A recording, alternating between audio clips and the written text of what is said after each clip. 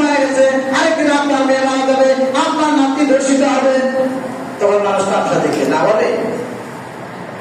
বলার পরে মানুষকে ফেরত দেওয়া যাবে? এই মাদক ধর্ম টোটালি একদম নির্মূল করে দিতে হবে, তাহলে নেশা থেকে ছেলেমেয়েরা বাড়বে। তারপর কি করতে হবে? ছেলেমেয়েদের ভালো করার জন্য যত প্রকার চরিত্র ধ্বংসকারী, সময় অপচয়কারী গেম আছে সবগুলো ধ্বংস করে দিতে হবে। ওই আস্তান্দারে এই যুবক ছেলে সময় নষ্ট করে ক্যারাম বোর্ড খেলা যাবে না। আজকে শুক্রবার আজান দিচ্ছে, জানোয়ারের মতো ওইখানে দাঁড়িয়ে দাঁড়িয়ে ক্যারাম বোর্ড খেলতেছে, এদেরকে সমাজের ধরে ধরে শাস্তির আওতায় আনতে হবে। যদি আনতে পারেন তাহলে সমাজ ভালো। আর যদি বলেন যে অমুকের ছেলে খেলতেছে আমার কি, তাহলে ওর সাথে আপনার ছেলে নষ্ট হয়ে যাবে। এর নাম্বার কি? এই যে মোবাইলটা খুললেই খারাপ ছবি দেখা যায়, খারাপ। এই খারাপ ছবি আপনি বন্ধ করতে পারবেন, এই হুজুর বন্ধ করতে পারবো, ওই দাঁড়িয়ে বন্ধ করতে পারবো না। এটা বাংলাদেশ সরকারের তথ্য মন্ত্রণালয় সংসদ যদি পাস করে কোনো প্রকার খারাপ ছবি চেষ্টা করলেও কারো মোবাইলে আসবে না, হতে পারে না। তাই এরা করে না কেন? সরকার করে না কেন? এই যে অশ্লীল ছবি, ন্যাংটা ছবিগুলো সরকার কেন বন্ধ করে না? এই জন্য বন্ধ করে না, কোটি কোটি টাকা ইনকাম করে আপনার পকেট থেকে নিয়ে। আপনি দেখতে চান, আমি দেখতে চাই, এর বিরুদ্ধে জনমত করে তুলতে পারেন নাই, বলতে পারেন না। এবার তথ্য মন্ত্রণালয় চায় যারা কোনো কথা অশ্লীল ছবি ইন্টারনেটে গুগলে ডাউনলোড দিতে পারবে না।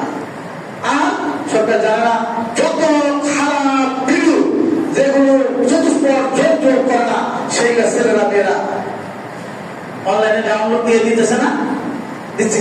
সরকার কি করে? সরকারের দায়িত্ব জনগণের নৈতিক চরিত্র উন্নয়নের জন্য। আর এগুলো দেখেই তো আমি সেটা হত্যাকাণ্ড করছে, তাহলে সেই হত্যাকারী একা দায়ী? তাই আপনারা আমরা সকলে কম বেশি দায়ী। ওইটাই যদি মদ না পাইতো, ইয়ামা না পাইতো খাইতে, যদি অশ্লীল ছবি দেখতে না পারতো, তাহলে কি সেই দর্শক কাণ্ড উৎসাহিত হতো? এই বিকৃত মস্তিষ্ক তার মধ্যে তৈরি হয়েছে, একদিনে হয়েছে না এই ছবিগুলো দেখে। তাই আমরা বাংলাদেশ সরকারকে আহ্বান করতে চাই এই মসজিদ থেকে, সকল প্রকার নৈতিকতা বিরোধী, ধর্ম বিরোধী, অশ্লীলতা, ন্যাংটা ছবি যারা পোস্ট দেয় তাদেরকে ধরে আইনের আওতায় এনে এমন শাস্তির ব্যবস্থা করেন যেন আমরা মানুষ সেটা করতে না পারে। সারাদিন মোবাইল না কি করে আপনার সাথে কি করে? দরজা বন্ধ করে আমার ছেলে, আপনার ছেলে, আমার মেয়ে, আপনার মেয়ে মোবাইলে কি দেখে সারাদিন? নিশ্চয় কোরআন শরীফ পড়ে না, খারাপ ছবি দেখতে দেখতে মেজাজ বিগড়ে গেছে। কারো কথা ভালো লাগে না, কারো কথায় যারা এই সমস্ত কাম কর্মে জড়িত, একবার তাকে নিশার পাইছে, দেখবেন তার কোনো কথা বাবা মার কথা বিষের কথা মনে হয়, বড়দের কথা বিষের কথা মনে হয়। এই যে শুক্রবার সে মসজিদ রাখবে দূরের কথা, মনে করবে যে বাড়িতে কেউ নেই, আর একটা সুযোগ ওই সময় ছবি দিবে।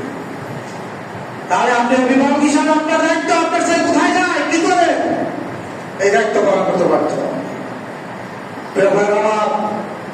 এরপর আপনাদের যে দায়িত্ব কি? ছেলেকে কোরআন হাদিস শিক্ষা দিতে হবে। আল্লাহ বলছেন এই কোরআন নাযিল করার উদ্দেশ্য কোরআন তেলাওয়াত করে মানুষের নৈতিক চরিত্রকে পবিত্র করে দেবে, বিশুদ্ধ করে দেবে।